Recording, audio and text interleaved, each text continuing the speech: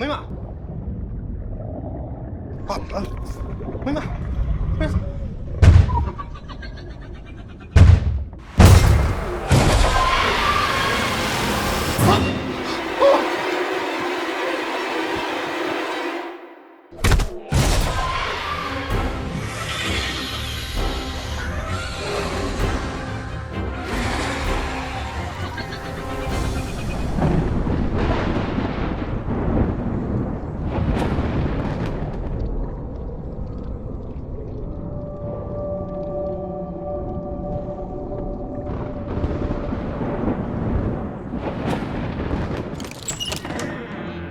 နောက်တစ်ယောက်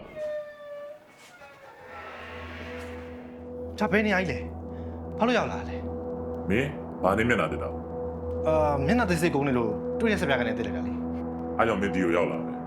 မင်းဒီကိုထပ်မြောက်ချင်အောင်ဆိုရင်အနိဆိုင်မျက်နှာဒီစိတ်နဲ့တက်မမေကိုဒီမှာထပ်မမြင်ရင်တော့မင်းလစ်လိုက်တော့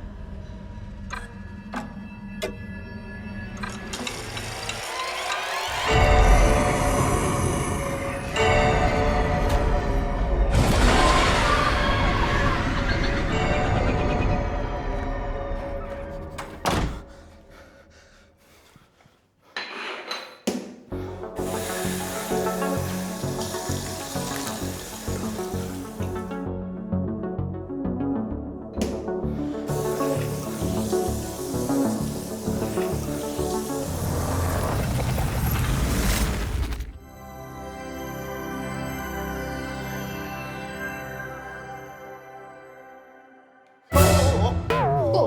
ဘိုင်းလုံးတော့မျက်နှာလေးတက်တာကြာပြီ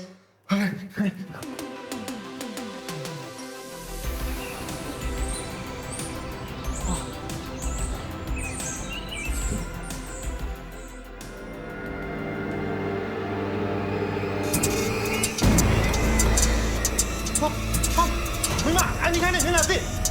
မိမ